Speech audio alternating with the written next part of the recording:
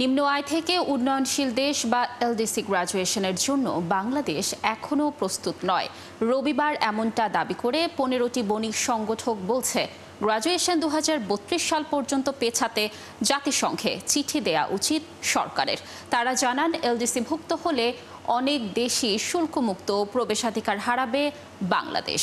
জাহিদুল ইসলামের প্রতিবেদন।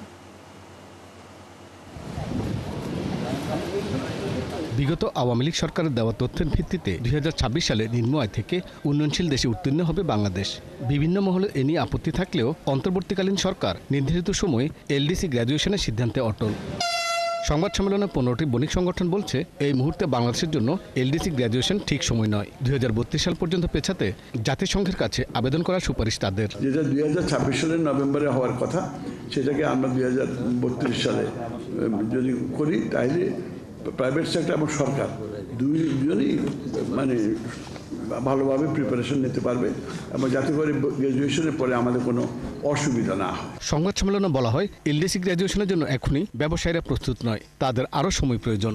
মাসে সরকার সিদ্ধান্ত নিয়েছে, সেটার ভিত্তিতেই আমরা এখন সামনের দিকে বলতেছি যে যেটা আপনারা সিদ্ধান্ত নিয়েছেন, এই সিদ্ধান্তে বর্তমান যে ইকোনমি আমাদের কাজ করছে, এতে করে আমরা অসুবিধায় পড়ব। পিছিয়ে দেওয়ার জন্য যে আমাদের যে যুক্তি, আমাদের যে কথাবার্তা, আমাদের যে আর্গুমেন্টস এবং ইকোনমির ইন্ডিকেটার্স যতগুলো আছে, সবগুলো আমরা কিন্তু আমাদের বক্তব্যের মধ্যে তুলে ধরেছি। এলডিসি গ্র্যাজুয়েশন হলে অনেক দেশে বাণিজ্য সুবিধা হারাবে বাংলাদেশ, বাতিল হবে শুল্কমুক্ত সুবিধা। একই সাথে বিভিন্ন পণ্য তৈরির ফর্মুলা, যেগুলো এখন বিনামূল্যে পাওয়া যায়, তা আর থাকবে না। ব্যবসায়ীরা বলছেন, এর জন্য বিষয়টি নির্বাচিত সরকারের উপর ছেড়ে দেওয়া উচিত। ফেব্রুয়ারিতে ইলেকশন হবে, তো ইলেকশনে যে গভর্নমেন্ট আসবে তার সাথে কন্টিনিউ করবো। গ্র্যাজুয়েশনটা হবে 26 সালের নভেম্বরে।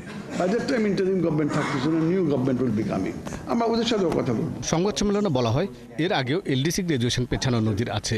বাংলাদেশ এটাই একটা ব্র্যান্ড। জাহিদুল ইসলাম, 71, ঢাকা।